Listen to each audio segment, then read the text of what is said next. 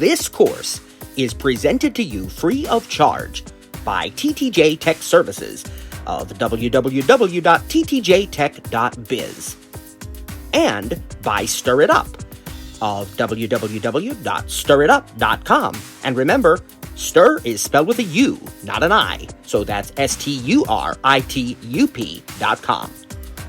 TTJ Tech Services and Stir It Up are pleased to offer this course to you to the glory of God and to the benefit of all those who listen.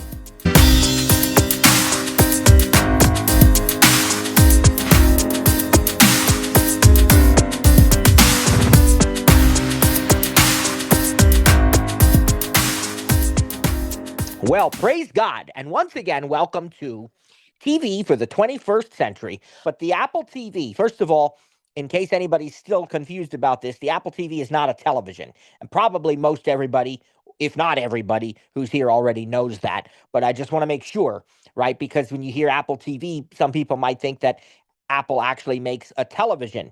And it'd probably be very nice if they did.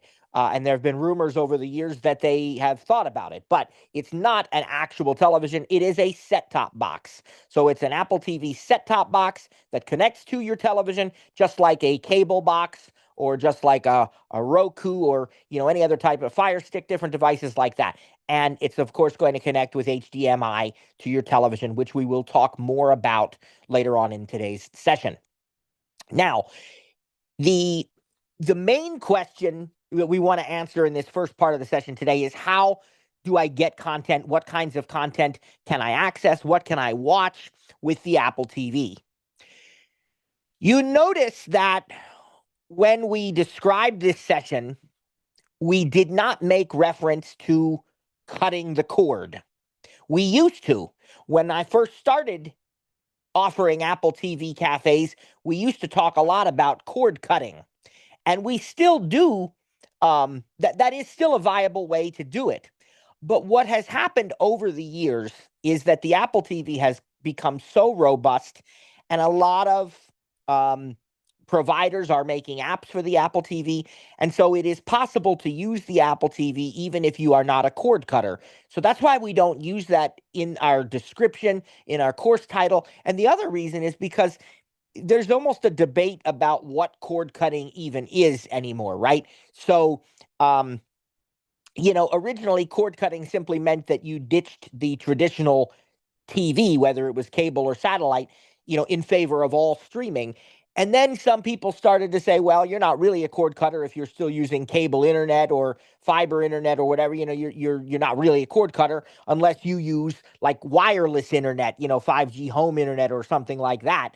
And so now they even have these terms like cord cutting 2.0, which means you are also like a 5G home internet customer. And it just gets to be very convoluted. And it's a lot of, in my opinion, labels that we really don't need. We can describe the process without having to do that. We are going to talk a bit about internet today because it is important with the Apple TV. But this is for everybody. There's something for everyone in this course. So if you desire to be a cord cutter, that's definitely doable. And the Apple TV is a fantastic device to help facilitate that.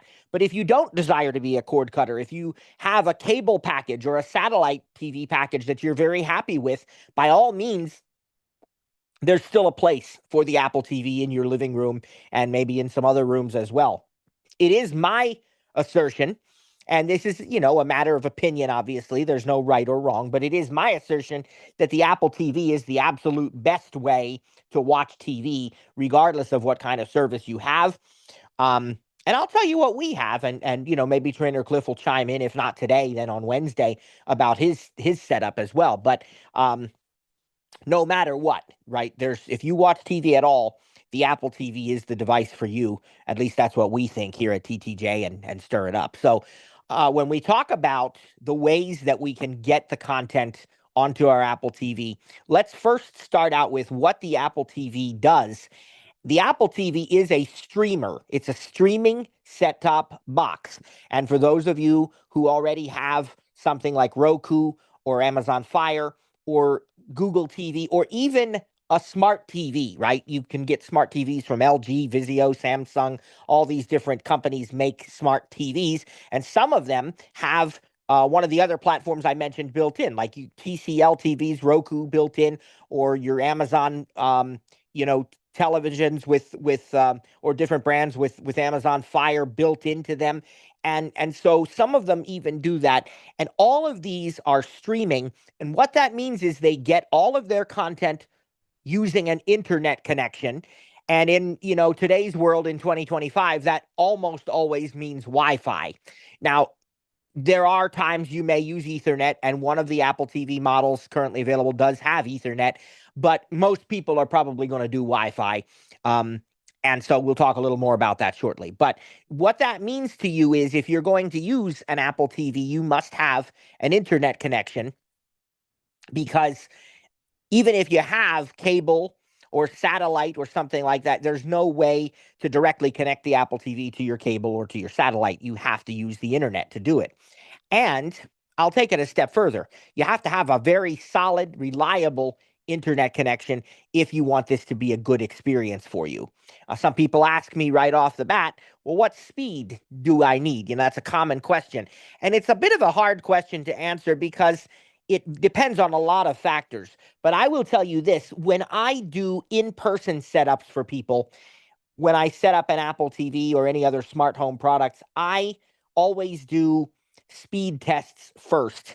If I don't already know what the consumer has, I always do speed tests first in their home, kind of an internet diagnostic, if you will. And if I see that they're not getting a consistent download speed of at least 25 megabits per second, if I see less than that, then that customer and I are going to have a discussion, and we're going to talk about how this may not work as you expect it to. And it may be very slow, and there may be buffering. And if you still want us to do it, you must be aware of that. And there's nothing I can do to help you with that unless you're willing to change your internet service or upgrade your speed or something like that. And in today's world, 25 megabits per second is on the very slow side when you consider that most companies are offering 100 or more now, whether it's, cable or fiber to the home or even your 5G home internet, and certainly even satellite, at least the modern satellite, Starlink and so on. And so you can imagine that 25 megabits per second is not very hard to surpass now, but it is, depending on where I'm doing an installation. Some people still have DSL, and that tends to be, one of the slower kinds and so forth. So this must be taken into consideration. I think 25 is the absolute minimum that I would recommend, and I really think the more you have, the better it's going to be. But it also needs to be consistent. So, when you're doing speed tests, you are looking at more than just the download speed, right? You're looking at the latency, also known as the ping. You want that to be a low number, most ideally under 50 milliseconds. And, there's different things that you look at. I'm not going to go into every one of them right now for the sake of time. But it is something we are willing to help you with. We do offer free consults for you to get started. And then, of course, paid services if you want to go beyond that. So give us a call or send us an email. We can help you, sort of sift through all of that. But it is important when you are going to start into the world of streaming TV, because you want your TV experience to be pleasant. Typically, when we're watching TV, we want it to be an enjoyable, comforting kind of thing where we sit down and we watch something and we don't have to put a whole lot of effort into it, right? And so if you're going to get that experience, you got to have a solid, reliable internet connection. And the other part of that is you got to have consistent Wi-Fi. So the next thing we look at in a customer's home when we do in-person installation is, now if they are going to get devices installed throughout their home, we have to go to different rooms and see how consistent the Wi-Fi is. The further you get away from your Wi-Fi gateway or router, you are the slower the speed of the Wi-Fi is potentially going to be. And so you have to look at those things. And it might be for some customers that, we say, look, you really need to get a mesh Wi-Fi system or an extender or some type of way of extending that Wi-Fi to other rooms. Now, there is the possibility, as I mentioned earlier, of using Ethernet. And there are some people who are just absolute, what you might call purists about hardwiring. They'll say, that you should always hardwire um, a device like an Apple TV. I respect that opinion, but I don't find that to be true. I don't think you have to hardwire them. The Wi-Fi in these modern devices is very good as long as you're within decent range of your Wi-Fi device so that you actually are getting the Wi-Fi that you expect to get. But if not, there is the option of hardwiring if you can run a cable or something like that. That is going to give you by far the best performance. There's no doubt about that. So there's lots of ways to do it, and things to consider, and that's a very important. Some of you sitting here thinking, I signed up for Apple TV, not Internet 101, but this is critical to getting a good experience with your Apple TV. And so I really feel it would be doing you a disservice if we did not at least cover that for a few minutes.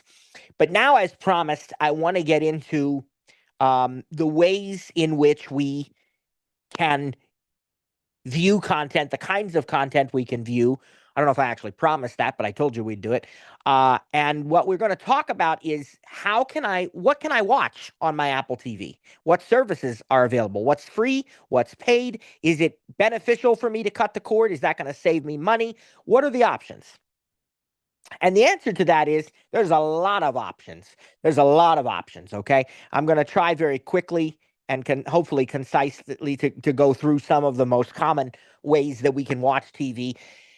And I think that the way we approach this each year changes a little bit depending on what the landscape of the market is. It's pretty similar to what we did last year, but it's over the years since we've started using an Apple TV. My family and I started in 2008 or 9 using an Apple TV, one of the two.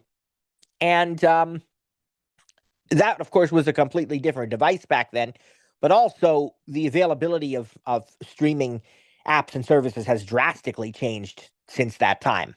So, depending on what your background is, where you come from on this, it's going to sort of, depend on how we look at this. But I think what I want to start with, praise God, we're going to start with the live TV component of this, because I think there's still lots of people out there who are used to being able to turn on a TV and flip through channels, right? And what is on Lifetime, and what's on NBC, and what's on Food Network, and what's on Oxygen, and Disney and Nickelodeon, all these things, and you'd be able to flip through channels. You'd be able to watch your favorite sports teams, and your live TV experience often has additional features like on demand. We used to call that VOD, video on demand.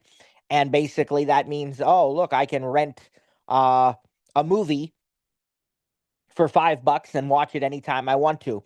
Or maybe there's free on demand content that's included with my different channels that I get. Like I mentioned, Lifetime, Food Network, and maybe, I can watch, 400 episodes of Chopped. I don't even know if there are 400 episodes of Chopped, but I can watch all these episodes at no cost. I can just what we now call binge the series, and it's all included in my package, so it's kind of like it's free and it's on demand to watch it whenever I want to. So that's a very important part typically now of live TV services, and of course even things like DVR, right, where I can record my favorite programming and those sorts of things to watch back later, or in many cases I can pause and rewind live TV and stuff like that. DVR, very important, digital video recorder.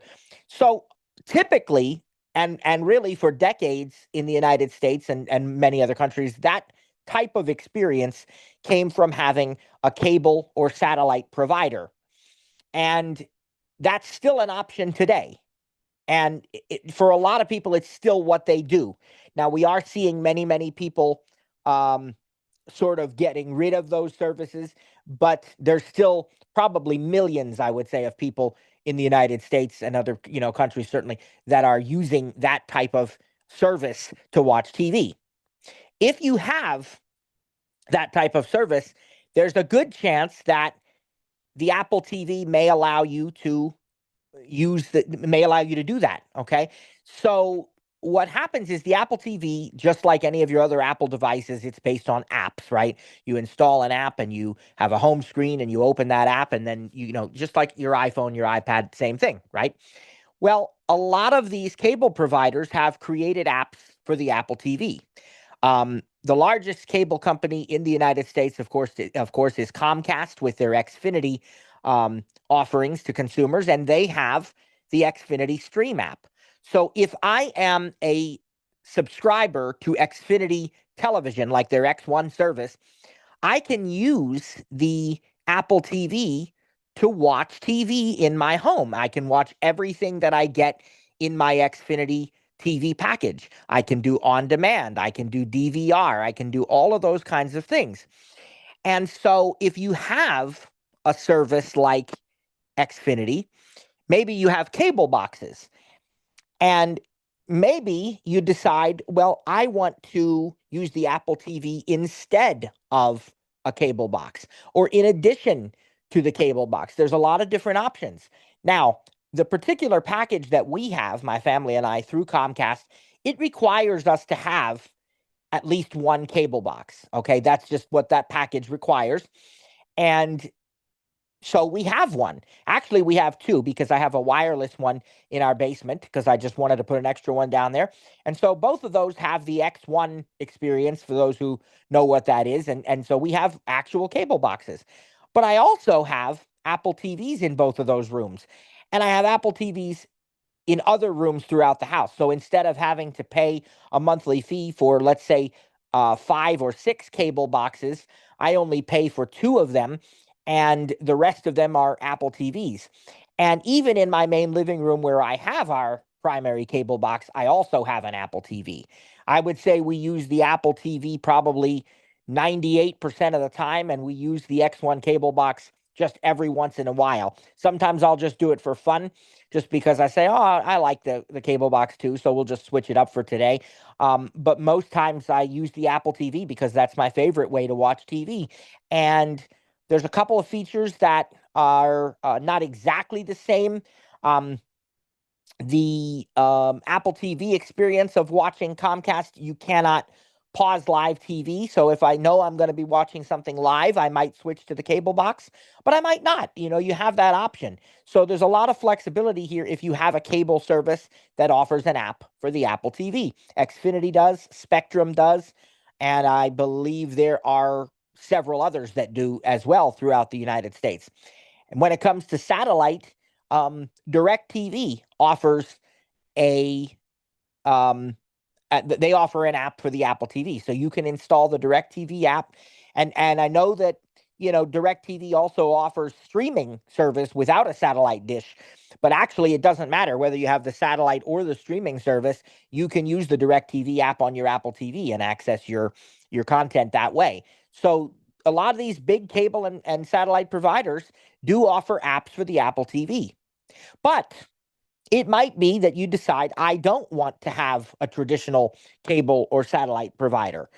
Well, then there are other ways of getting that live TV experience. And the most common way, or I should say the way that is closest to the cable and satellite experience, is to pay for a live TV streaming service. And so that's exactly what its name suggests. It's still the same live TV that you already know and enjoy from cable and satellite, but it's all over streaming. There is no cable or satellite. You might call, the Xfinity or the Spectrum or the DirecTV experience kind of a hybrid experience, because you can use the cable or satellite, but you can also stream with the app on your Apple TV. But there are services that offer streaming only, and some examples of that are my personal favorite, Hulu Plus Live TV. Now, I know Hulu also has a lot of other stuff, which we'll talk about later, but they do offer a live TV service. It is, I think they're up to probably 90 some, maybe even 100 channels now in their live TV service, and it's pretty much all the popular ones that you would expect. And they offer unlimited DVR because everything is done in the cloud. There's no set-top boxes involved whatsoever. They're actually offering unlimited DVR. Now, there's a caveat. I think that the DVR recordings only stay for like 9 months or a year or something. I think it's 9 months with Hulu, and then they're deleted, the oldest ones first. But you do have unlimited. You don't have to think about recording space or recording conflicts or anything like that. And So that's Hulu plus live TV. They offer all the features of live TV, but entirely over streaming. Okay. Now, I mentioned DirecTV. They offer a streaming service as well. So that kind of counts, but they're also a satellite company. So you can do it either way with them. Another popular one is YouTube TV. And YouTube TV again offers, live TV, DVR, unlimited, on demand, all these different things. And the channel lineup, the last I checked, was not quite what it was with Hulu, but they do offer NFL Sunday Ticket. So some people like it for that reason. And so you can get that through YouTube. That used to be a DirecTV offering, but now it's done through YouTube. So you can get YouTube TV, and with or without the NFL Sunday Ticket. And I'm pretty sure you can get NFL Sunday Ticket with or without the YouTube TV part. But somebody, Trainer Cliff or otherwise, would have to You correct me if can, because I that's don't pay for okay. YouTube TV. Are you crazy? Man, please, I don't watch TV like that. And it may not have as many channel as Hulu, but it's pretty close. I Yeah, mean, it is close. It is. and to me, YouTube TV is more accessible, but I don't pay for either one. So somebody because it's personal preference. I just want to go back to what you were talking about though with Comcast though, because you were talking about the boxes you have, what you pay, and how long is that? Is that a locked in price or is it a promotion? Because we're gonna make it clear that not everyone's gonna get that deal, number one, and number two, that most times you get something like that, it's a promotional deal or a set price for an amount of time. So it's not always gonna be like that. And the second part to that question is if it does end, are you going to look at the numbers and say, okay, maybe it's just cheaper just to have Apple TVs now, even though we don't have the boxes or whatever. So Right. And so the answer kind of to all of those questions is yes. And they are promotions, and at the end of the day, there's no one right answer for everybody. And so I'm really glad that Trainer Cliff brought that up, because I didn't even get to that yet. But it is an important question to talk about, which is, it was always assumed automatically that cord cutting is going to save you money. And it definitely is possible that it will. And I'll go a step further. If you're not concerned about, if you're willing to give up different channels and so on, it will definitely save you money to be a cord cutter, because you don't have to pay for boxes. You can get much smaller packages. In fact, I haven't even told you about some of the skinny bundles that I'll get into in a couple minutes. But yep, I'm gonna um, stop you right there because I'm gonna give them a prime example. Because for me, if it's not live sports or a movie, I'm not watching TV.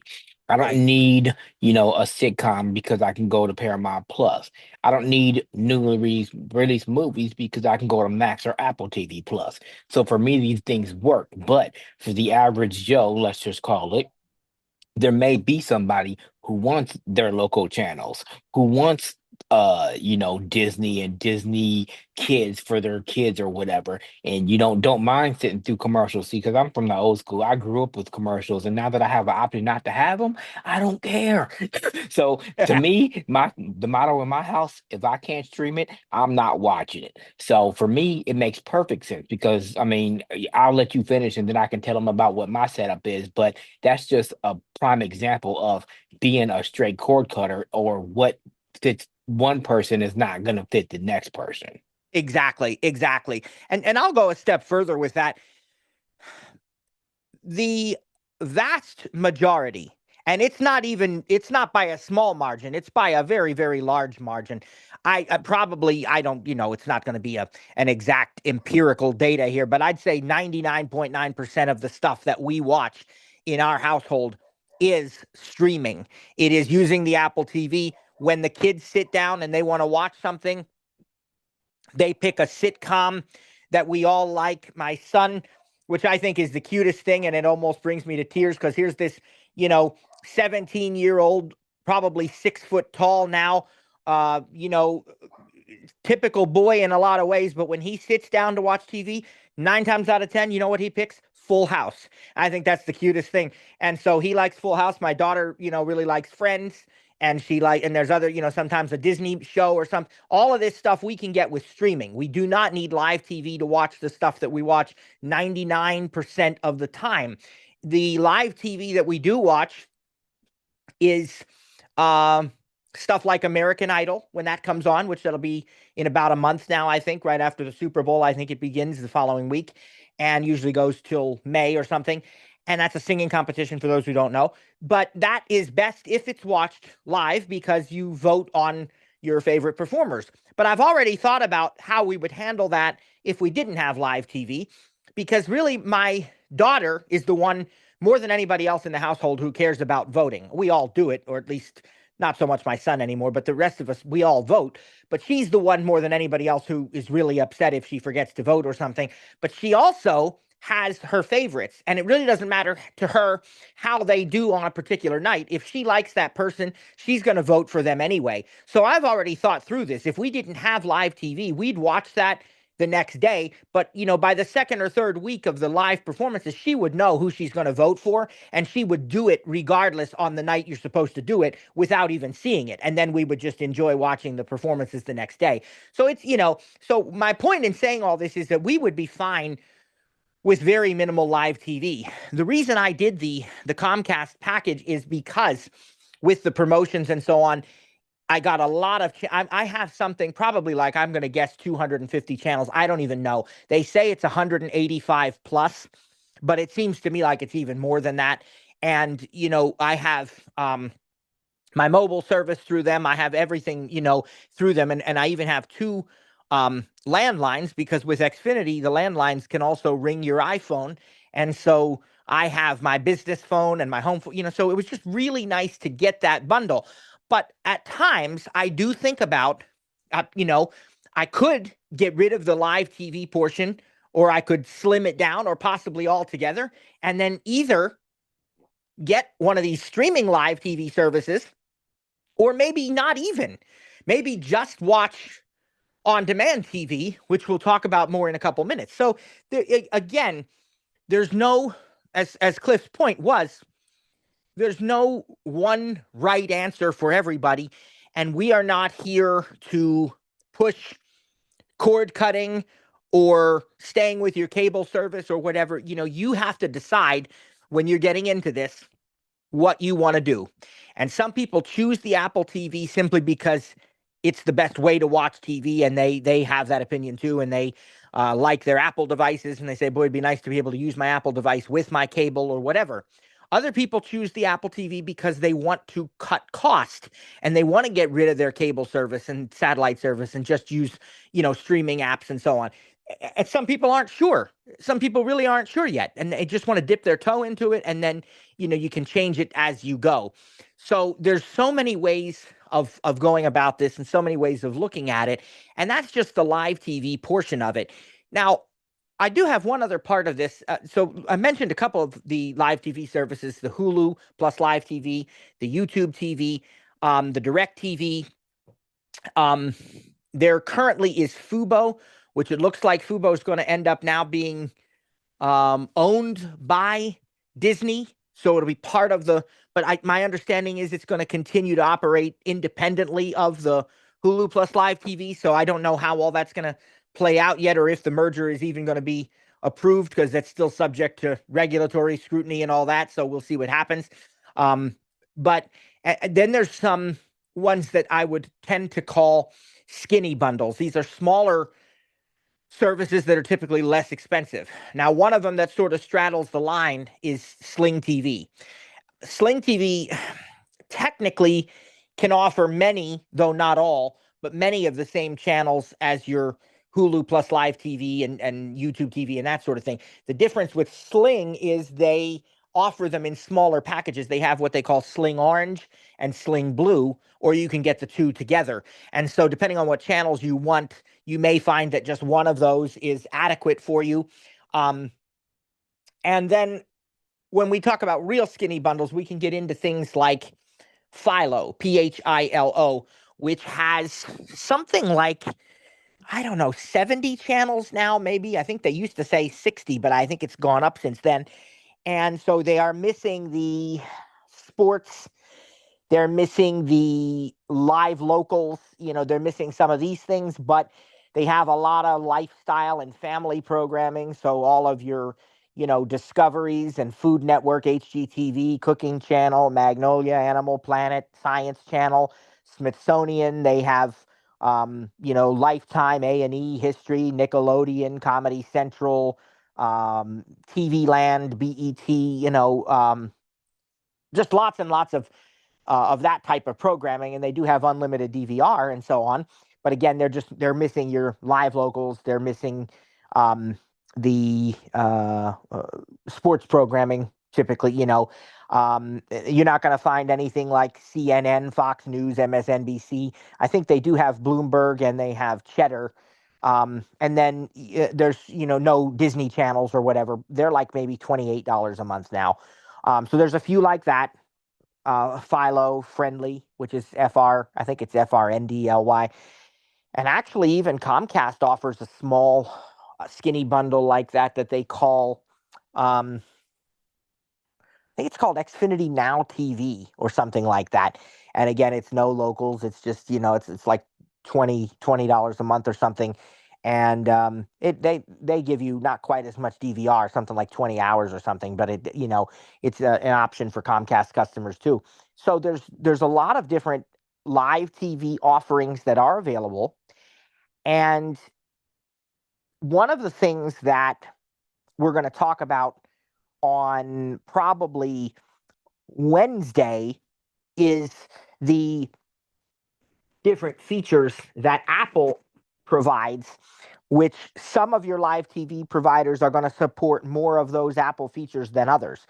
Just like on an iOS device, you might find an app, that works with iCloud and it works with passkeys, or it works with, continuity or some other feature that Apple has. And then you'll find another app developer who has an app, but their app doesn't support, iCloud or doesn't support this or that. Well, the same thing's true with the Apple TV. There's a lot of features that Apple offers that make watching TV even better, and we'll cover those on Wednesday.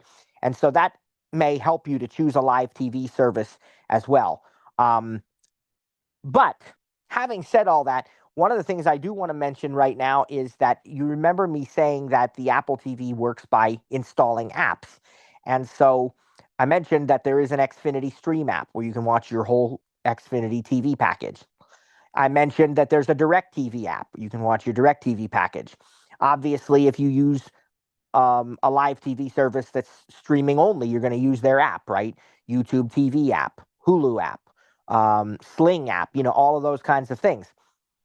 So what if you have a live TV service that happens not to have an Apple TV app? Because there are a few out there that do not have an Apple TV app. They may have an iPhone and iPad app, but they don't have an app for the Apple TV. Well, in that case, of course, one of the choices you have is you can change your TV provider to get one that has an Apple TV app. But if that's not what you want to do right now, you still may be able to get some of your live channels on the Apple TV through a feature called TV Everywhere.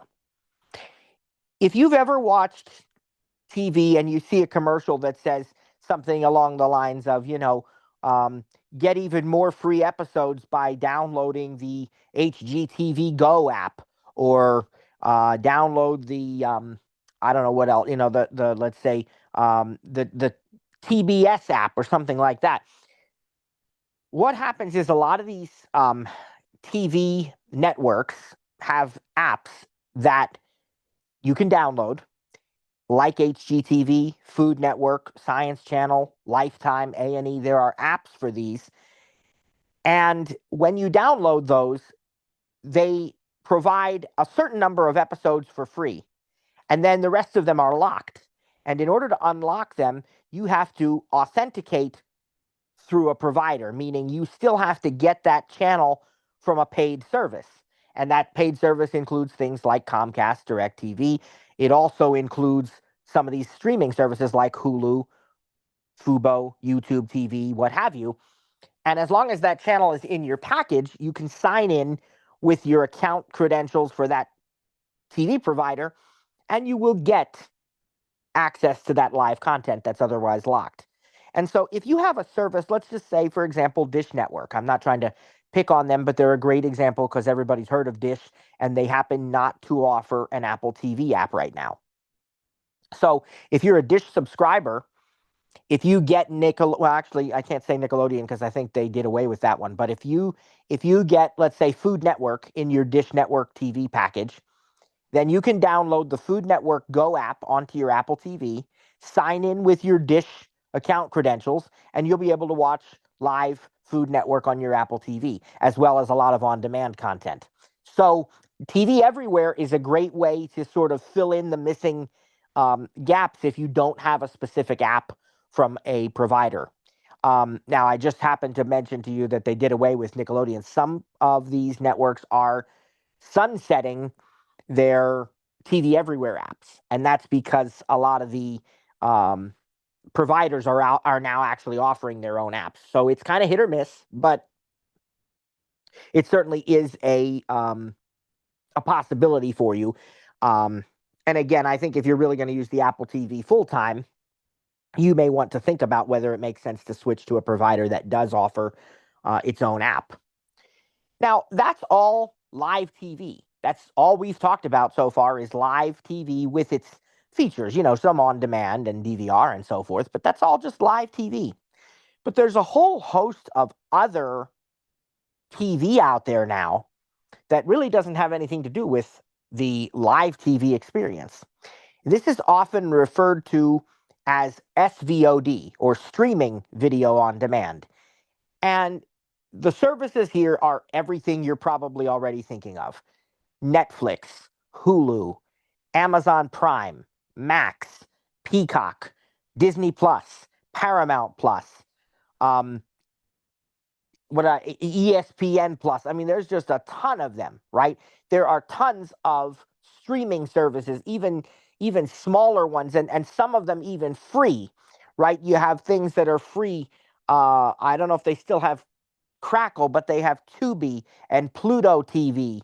And, there's just tons of these streaming services. Some are paid, some are free. And there are ways to watch pretty much all of them on the Apple TV. Most of them have their own apps. You can download Peacock. You can download Disney Plus. Hulu even has the streaming portion without the live TV, so you can get the Disney bundle and watch everything in the Disney Plus app, or you can download the Hulu app. Again, Max. And what's really cool is that a lot of these streaming services have much of the same content that you could get by getting the actual cable channel. So, for example, Max is a great example of this. The Max service is Warner Brothers Discovery. So that includes HBO. It includes some content, I believe, from Cinemax. It includes the Warner Brothers library. So that's like your, TNT and TV, a whole bunch of these. And it also includes the Discovery and Scripps networks, what they used to. So that's Food Network, HGTV, that's Cooking Channel, Science Channel. All of these things and more are in the Max app. And what that means is that you can watch on demand pretty much anything from any of these brands. Max, of course, is known for having great movies. They have a lot of movie content. They have some original shows. And then now they've even got the license to Friends. I think they also have Full House, although there's a couple that have it. But they also have all of the, like, as I said, the Food Network and HGTV stuff, so if you want to watch Property Brothers or Hometown, or if you want to watch, Cake Wars or The Kitchen or Guy's Grocery Games, all of these things are on Max. And now the Warner Brothers Discovery people have actually started rolling out live HBO in the Max app as well. And so the only difference between this and actually the channel itself is that sometimes they're like one season behind. So let's say that you have a show that has 32 seasons. I might be able to watch seasons 1 through 31 on the Max app.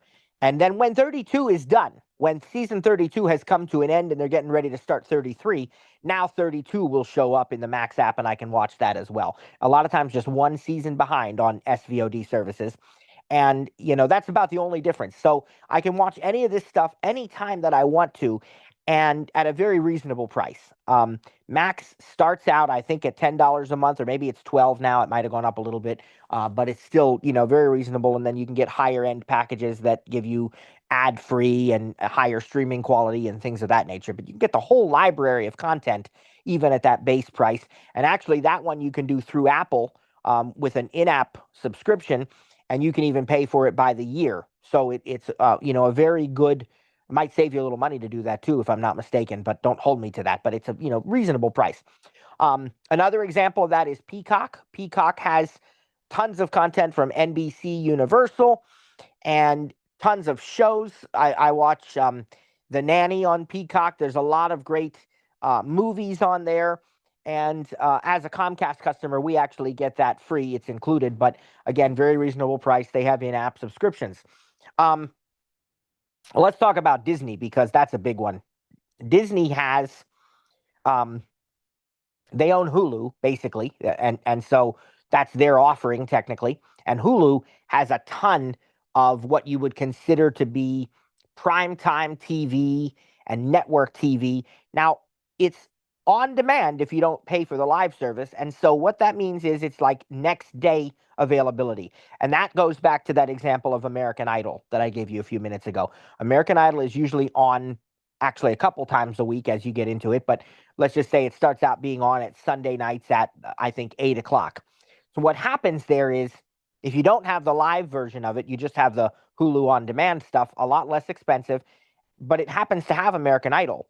The thing is, you're not going to be able to watch it live on Sundays at 8. You're going to be able to watch it sometime after midnight on Monday. Usually it's like 3 a.m. because I guess it goes by the Pacific time or something. So like about 3 a.m., it will become available and you can watch it anytime after that. And so a lot of that is what you call next day on demand. Hulu has a ton of that stuff from the networks, but they also have a lot of other movies and shows, even some original content. And then there's Disney Plus, which is Disney, National Geographic, Marvel, Pixar, tons of movies, tons of shows. And if you have the bundle, you can actually watch all of it in the Disney Plus app. You don't even need the Hulu app now. And then ESPN Plus can be added on to that. And actually, they have a bundle that includes the Disney bundle and Max. That's a really good value. So you can combine some of these things. Paramount Plus is another great one because Paramount Plus includes CBS, Paramount, Nickelodeon, Comedy Central, BET. It includes MTV content. It includes Smithsonian Channel content. So you can sit down and watch The King of Queens 1 minute, and then the next minute watch Mighty Cruise Ships or Air Disasters or something. All of this content being on demand, entire series. And one of the cool things about Paramount Plus is it even includes Showtime content depending on which package you get. Paramount Plus is unique because you can actually watch it right in the Apple TV app itself, which we're going to teach you about on Wednesday. And so that's what they call an Apple TV channel. So there's a lot of this streaming content. And then, that's not even to talk about Netflix and Amazon Prime and all of that. And as I mentioned, there's some free ones. Pluto TV, Tubi TV, your um, PBS and PBS Kids apps offer completely free streaming content. There are so many ways to watch TV, and you can have so many combinations of services. And so, what typically becomes a factor is knowing what you like to watch. What's the absolute must have? What are the things that you really, really want to be able to watch? And then figure out what services you need in order to watch them. Maybe it's a live TV service, maybe it's not. Maybe it's a handful of streaming services combined. Is this definitely going to save you money over just traditional bundles? I think definitely is too strong of a word. It may save you money, it may not. But at the end of the day, that's up to you also, because it just depends on what content you want to have. Now, um, our cousins who live very close to us, they don't watch a whole lot of TV, and they have, I think, a very very basic package through Comcast that just gives them like the local channels or something. Very small, if I'm not mistaken. But they do have streaming services. They have Amazon Prime. They have um, Paramount Plus. I think. I think they have Disney Plus. They have some different streaming services. Well, New Year's Eve came around, and they wanted to watch, or at least he wanted to watch a sports game and be able to have it on at the New Year's Eve party. Whoever was playing that day, I don't really know. Um, so what he did was he subscribed just there at 11th hour, that afternoon on New Year's Eve. He subscribed to Sling Orange because Sling Orange gave him access to the channel that had the sporting game that he wanted to watch. So another benefit to using these streaming services is you can subscribe within 5 minutes. You can cancel within 5 minutes. It's not hard to cancel any of these services. You can do it entirely online. um, Hulu actually really has promoted that, because they offer so many packages through Hulu. You can have just the on demand content, or you can have the live TV Hulu service. What they'll say to you is, well, if you're going to watch some live sports, subscribe to Hulu Plus Live TV during that season and then downgrade to the standard on demand package. And then next year, do it again if you decide you want to. So one of the benefits to doing these streaming services like that is that you have that option very, very easily. And so, he was able to get his sports game. I don't know whether he decided to keep, I haven't really talked to him. I don't know if he decided to keep Sling Orange after that day. I'm sure it probably would be one of those things where even if he canceled it, he had it for the rest of the 30-day period or whatever, or maybe there was even a free trial that he was able to get. So he may have had it or may have it for a little bit, but it's entirely personal preference. There's no right or wrong way to do this. Like you said, it's not a one size fits all. I have Paramount Plus. I subscribed for a year. I have Max. I subscribed for a year. Um, Netflix is through T-Mobile, and then I have a couple free ones like Pluto and Tubi. And it's funny that you mentioned Carson watching Full House because my 20-year-olds, that's all she watches too. So they would get along great. Yep, yep. Um, um, I also have two HomePod Big Brothers, and they're in a stereo pair, and I also have a sound bar that they can all be playing at one time. Although there was a little lag before the last beta update, but they since fixed that. Um, but you know, because I subscribe, and I also have Peacock and um Lifetime Movie Club, and those are just choices that I make but again, I choose to subscribe to mine by year. Like for instance, Peacock had a $20. If you pay $20, you got Peacock for the whole year. Now that's with ads. The Paramount Plus and the Max ones, them are both with no ads. But I pay once a year, so ultimately to me that's saving money, especially because when you pay by the year, you usually get a 15 or 20% discount.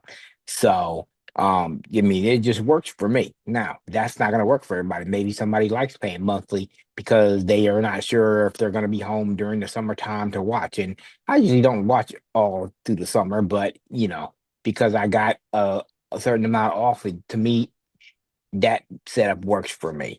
I'm a sports fan, so I mean, Paramount Plus has live sports. Peacock has Sunday Night Football. When it comes to Monday Night Football, I got to jump through a few hoops for that one, but it works for me. But it's ultimately going to come down to what you want to pay for. Like I said, I grew up with commercials. I have the choice not to have them now, so I don't. I'm also a big Star Trek fan, and honestly, that's probably the only reason I have Paramount Plus because the whole library is in one spot. So, at Max, they have some shows on there that I watch. And Apple TV Plus is kind of, I'm gonna call it the redhead stepchild because I have Paramount Plus, Peacock, and Max, and I forget sometimes that I have Apple TV Plus, and they do actually have some pretty good drama shows on there. Not all family friendly, might maybe for more the adult audience, but some of them are entertaining. So, but and Max, to me, they got the classic stuff. Like they got the Roseannes, they got the Friends, they got the Fresh Prince, they got the Martins, the Living Single, the stuff that you grew up in the 90s. So, it's all gonna depend on what you want and how you want to spend your money and what works best for you. You like monthly subscriptions, everything coming out on the same day, or are you like me? Because my Paramount Plus Max renewals are coming up here in March and April, 1 month after each other. So that's what works for me. To me it's easier on my wallet, but I'm also not a live TV watcher. If I can't stream it, I'm not watching it. I don't like commercials unless it's live sports. And me and my daughter, who I live with now, and sometimes friends from work, we'll watch an audio described movie together, have pizza and wings, and just chat it up. So, I mean, it just again, it's gonna be personal preference. It's not a one size fits all. But now that you've heard, a couple of different setups, you may be able to decide what works better for you. Do a little research, and you can always contact ttjtech.biz or stir it up info@stiritup.com. And we do free consultations, recommendations. Matt even to do a little research for you if he knows your zip code. So, I mean, just, let us know. Absolutely, and thank you for sharing that. And just to add on with our setup that my family and I have, the really, as I mentioned, I think you figured this out based on everything else I said, but the most important TV to us is the streaming services. So if I were gonna make any changes, I would keep, the Max, Peacock, Paramount Plus, Disney Plus, those kinds of things. Now we actually right now in our current Xfinity package, they include um Max and Netflix as well as Peacock. And so we get all of And those. doesn't your Walmart Plus include Paramount Plus? Walmart Plus includes Paramount Plus. So then we have the Disney bundle, so and a few of these Apple TV channels that you can get, like Cliff mentioned, Lifetime Movie Club. I think we have the Hallmark movies one and the Taste Made. There's some of those you can get through Apple. I mean, there's other ways too, but so a lot And of then it if you also pay for Peacock, I think they have a Hallmark channel within that app they also, do. if I'm Yeah. not Yeah. mistaken. You're right. You Um, can get a lot of Hallmark content in the Peacock app. So that's kind of an overview of some of this. Now, there's one other component, and I'm glad that Cliff mentioned Apple TV Plus, by the way, because for the very reason that he said that a lot of it's not necessarily family programming, but there is some that is. And they have the Snoopy, Peanuts franchise now and some other things. But Apple TV Plus has very, very good content, certainly as far as the quality of the shows and so forth. And so that's another streaming service. Um, there's one other component to this that I did not mention yet, and that is the ability to rent and buy movies and TV shows on your Apple TV and really all of your Apple devices through what is being still called the iTunes Store. I don't know how long that name will stay around. I don't have any reason to suspect that it's going away immediately, but I know that, it's sort of been that's iTunes actually is only half true. what's that? The reason I say that is because you can actually buy and rent movies directly into Apple TV Plus, and you don't have to go into iTunes Store to do so. Well, Um, actually, you can't even, I don't even think you can buy them in the iTunes Store app anymore. I think it has to be done um, through the app, through the TV app now, if I'm not mistaken. I think they automatically redirect you, but I just mean they're still using that iTunes Right. Store One name. thing I forgot to mention, because it lines up with the Apple TV Plus as well as Max. They both, and Paramount Plus, I did touch on it too. All three of those services, especially Apple TV Plus, because they got the MLS soccer and they have a contract with baseball. So you can actually get live sports on Apple TV Plus, Paramount Plus, and Max now. Because Max, I think, has a contract with the NBA and some college basketball also. So if you are a sports fan, and you're saying, "Oh, I don't want to pay for ESPN," because that's me.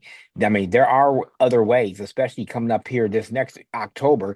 Prime has the contract for the NBA also now too. So there will be different ways to get live sports other than having to go directly through your network TV. Well, I'm glad you went back to that because that is something I meant to go back to before I got into what I was about to say.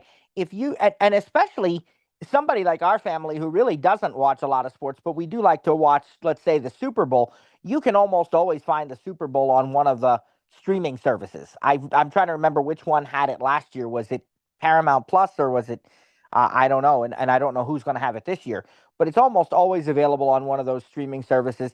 Over the summer, the Olympics were available on Peacock. So there's a lot of ways, even without having a traditional, cable or satellite service or streaming live app, a lot of ways of getting that content if that's important to you.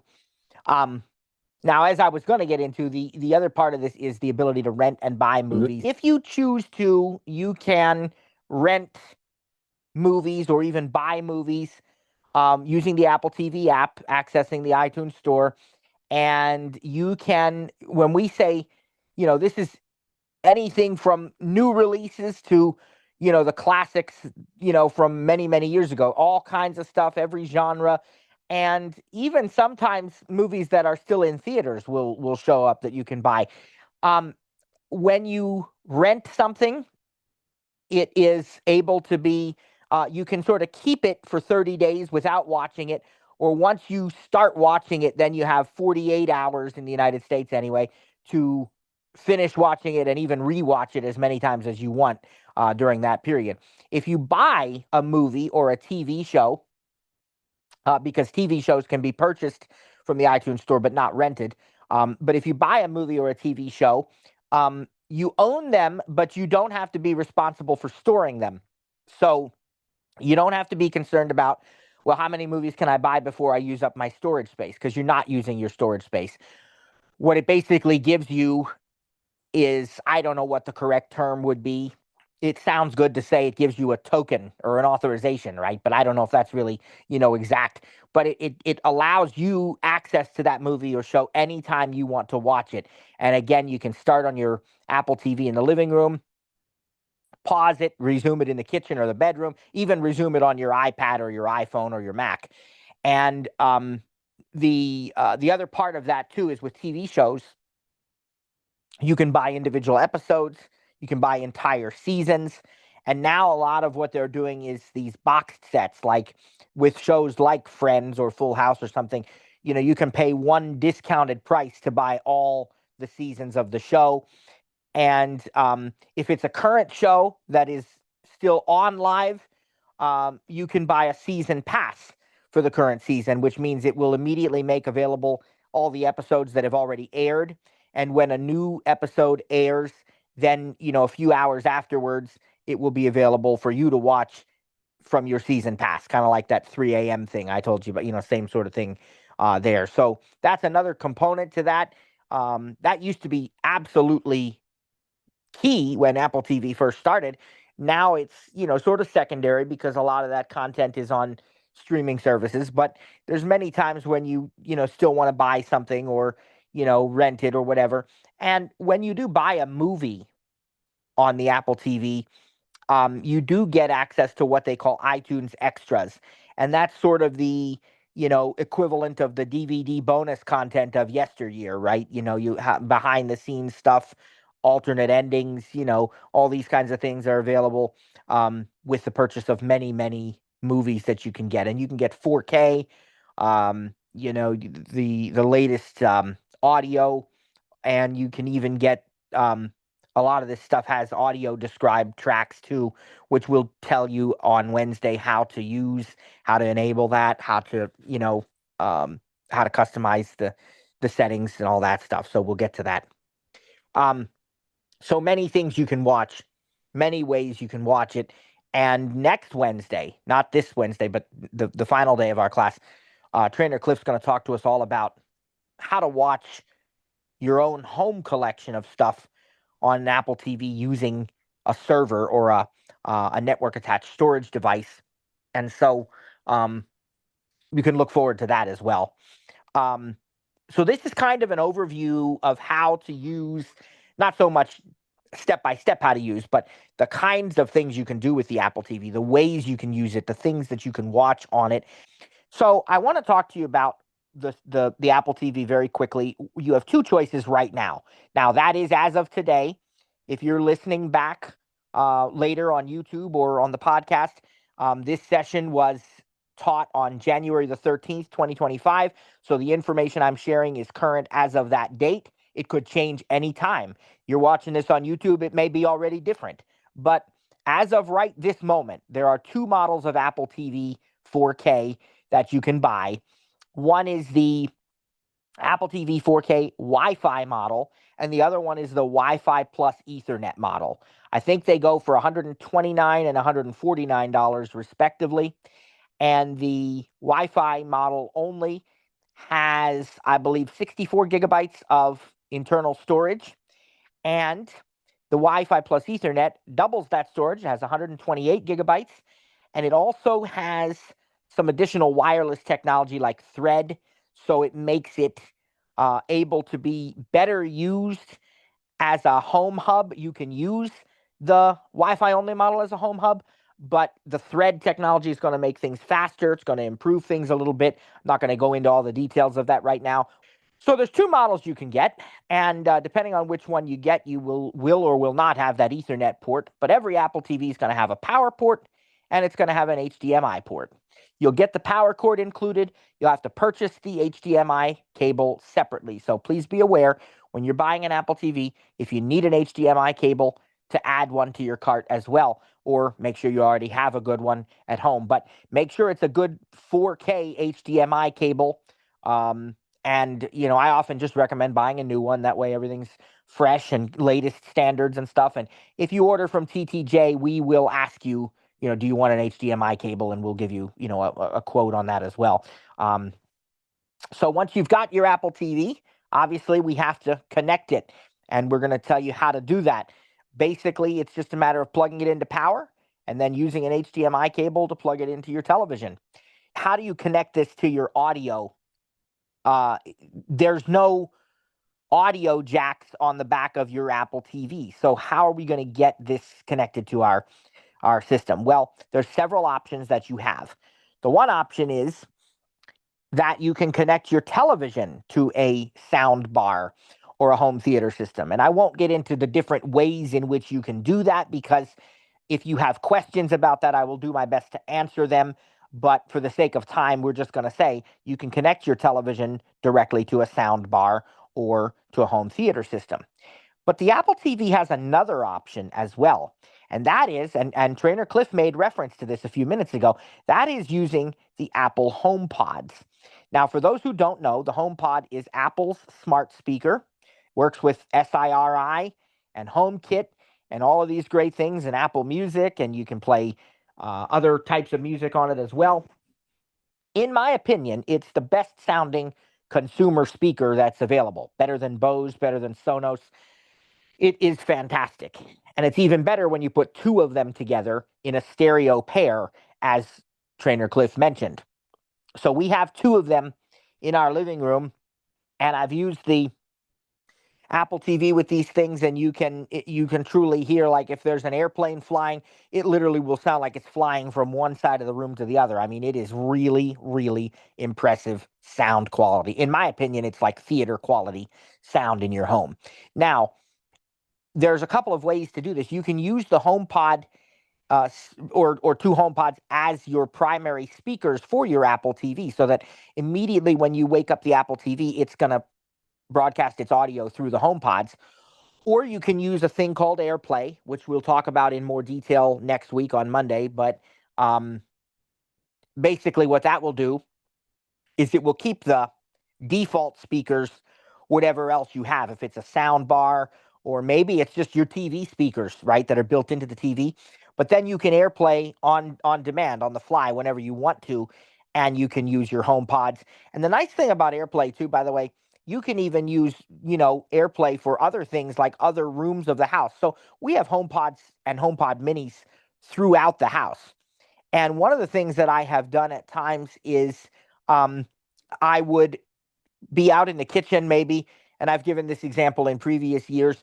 We're going to watch something and we're starting to watch a movie, and the kids say, well, let's have a snack with this, but they don't want me to pause the show or the movie. They want me to let it play while I go make the snack. So I said, all right, well, let me just airplay it to the kitchen, and then I can still hear it while I'm making the snack, and I don't have to miss any of the show, but I also don't have to pause it. And so that's something we've done over the years. Or if I'm eating out in the kitchen, even maybe I'll put the sound into the home pods because I don't need to see the thing, right? I can just listen. So, I can do that as well. Nowadays, our sound from the living room is such that I really don't even need to do that in the kitchen or dining room. I can still hear it, but the option is there using AirPlay. So that's another way that you can get audio onto your Apple TV is through the home pods. And by the way, the Apple TV also works with your AirPods automatically.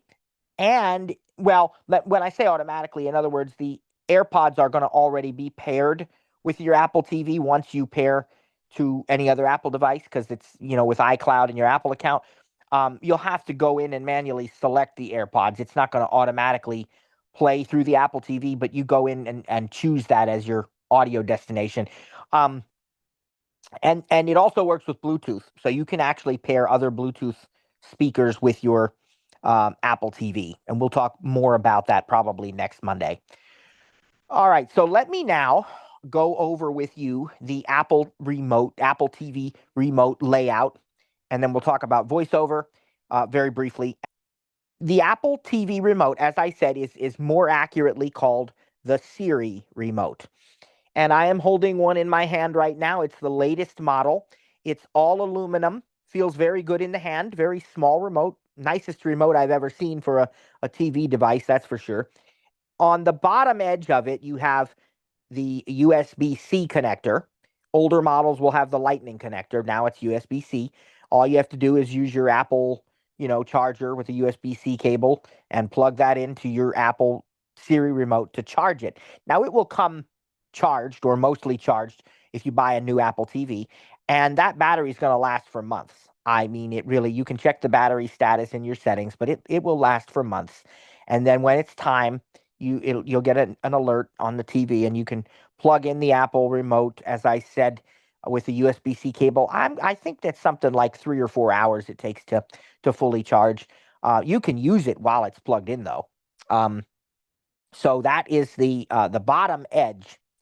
So if you are holding the Apple remote in your hand with the buttons on top, you'll know you're holding it right because the bottom edge that is closest to your body is where the USB-C port is going to be. Now, holding it that way, let's take a look at what the buttons are so you can learn these. There are not that many, so I'm just going to do this here. At the very, very top right corner of the Apple TV Siri remote is a round button, just one singular round button. That is your power button. Now, the Apple TV really doesn't ever truly, quote unquote, turn off. It goes to sleep, and that button can wake it up. It's not the only way to wake it up, but it's one of the ways to wake it up. But depending on your television and your other equipment, that power button will also turn on and off your TV, maybe your sound bar, things of that nature. So it's going to depend a little bit on the age of your equipment and exactly what you have. But most often nowadays, that's going to turn everything on. Now, in rare cases, if you have something that won't be able to be controlled automatically, you can actually teach the Apple TV remote to control other devices, and we will talk more about that probably either Wednesday or next week. But for me, for example, with our setup, I do have a sound bar. If I'm using the sound bar, what I typically first do is I simply press the volume up button on my remote, and that wakes up the sound bar. Then I press and I hold that top right power button, which is again at the upper right hand corner of the remote. And you press and hold that for 2 or 3 seconds, and that turns everything on. And I am at my Apple TV home screen at that point, or wherever I left off, but typically the home screen. All right, directly to the left of that power button and just down a little bit, you're going to feel a round circle. That round circle is what is known as the click pad. It's a combination of a click of a like a trackpad and an actual multi-directional arrow like pad. So what that means is by default you can move on the Apple TV by swiping left, right, up or down or what have you. And you can also click in all four directions. You can click right, click left, click up, click down. And on Wednesday we're going to teach you all about how to do that in more detail. The center of this ClickPad is a button, and you can click that button, and that's how you're going to open apps. Instead of the double tap that we do with VoiceOver, you just click the center button, and that will open apps, that will select things, that'll choose whatever. That's the double tap. It's the equivalent of that, but you just click once in the center of the ClickPad, and that's again this round circle. So we'll come back to that. All right, below the round circle, you're going to find a number of buttons. And we're going to talk about each one of those buttons very quickly and what it does. Remember now, we've already passed by that upper right corner power button. So now we're talking entirely about the buttons below the ClickPad, okay? So we're going to start with the top left button just below the ClickPad. It's a slightly concave, slightly indented button, and it is called the back button. That back button does as its name suggests. It takes you back to the previous screen. You can repeatedly press it to keep going back further and further. You can also press and hold it to immediately be taken back to the home screen. And that button also can wake up the Apple TV. It can turn on the screensaver. There's a lot of things that button can do. And one of the things you can set that button up to do is your accessibility shortcut. You can triple click that back button. In other words, press it 3 times, and it's going to turn VoiceOver on and off. And I will talk more about that when we talk about the setup process. The top right button, and I'm not referring to way at the top right where we did before. I'm saying the top right button below the ClickPad, right? So just to the right of that indented button, on the right-hand side is what's known as the TV button, or sometimes it's called the TV/home button. Pressing this button once will open up the TV app that we're going to teach you about on Wednesday, and pressing it again will take you back to the home screen. You can also press and hold this TV button to bring up the control center. Yes, the Apple TV has a control center, just like your iPhone, iPad, and your Mac. And we'll talk about that more on Wednesday. All right, going back to the left, directly below that back button is the play pause button. And you can play and pause. Imagine that.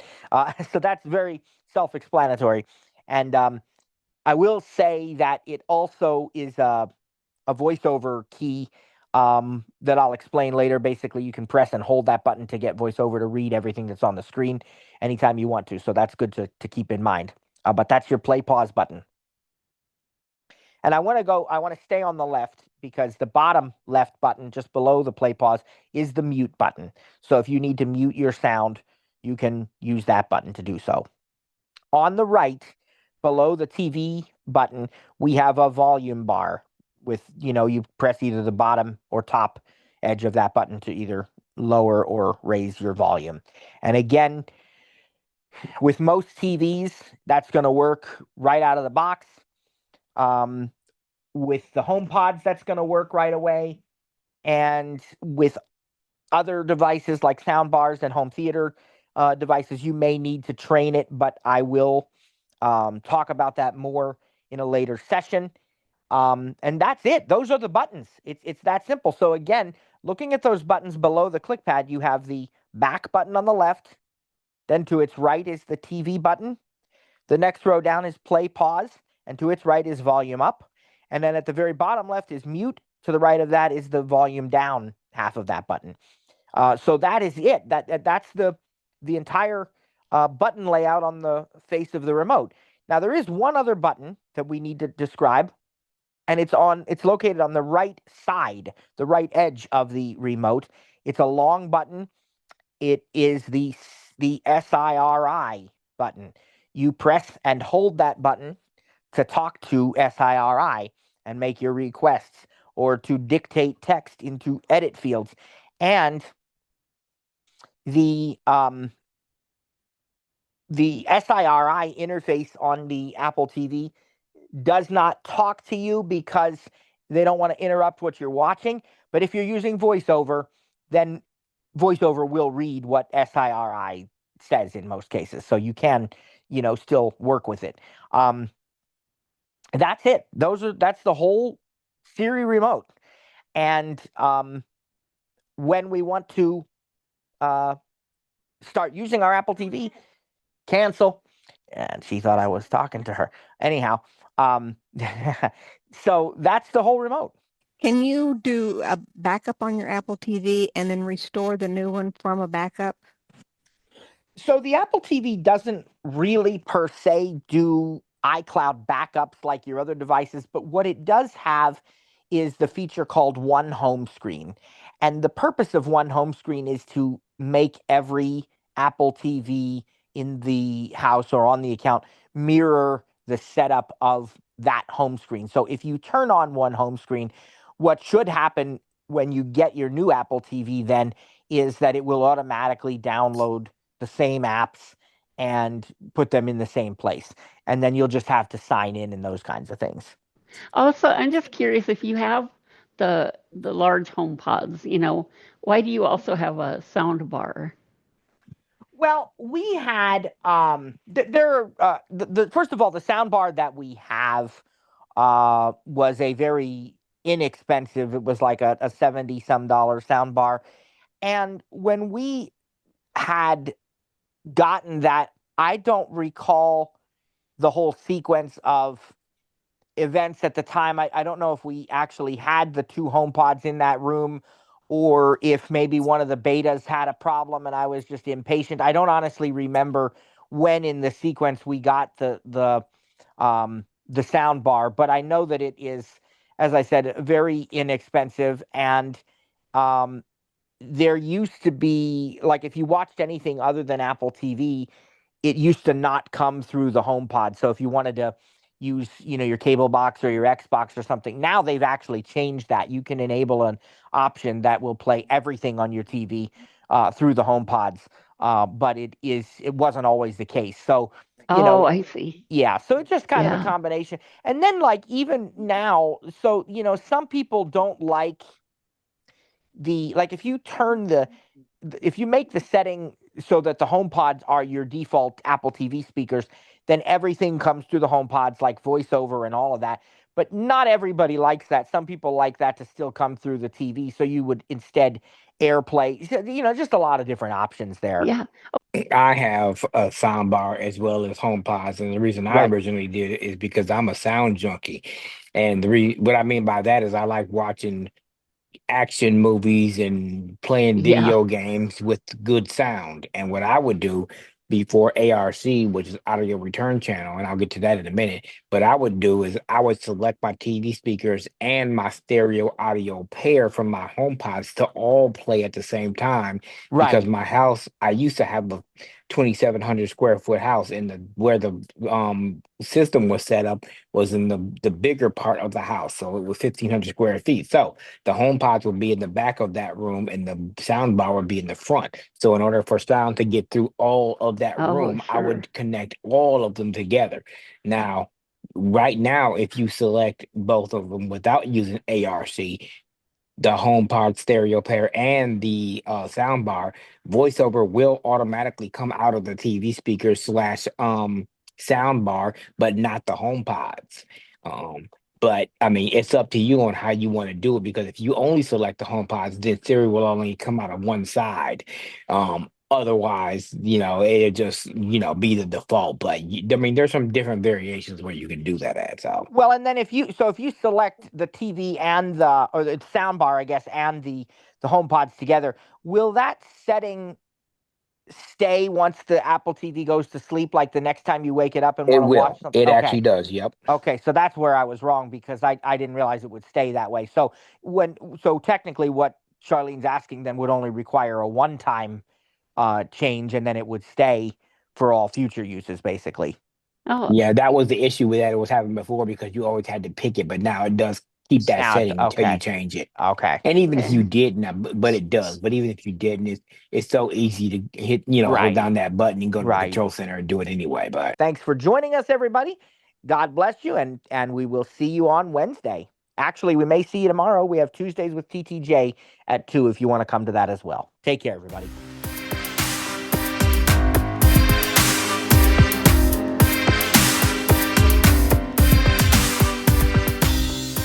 thanks for joining today's session.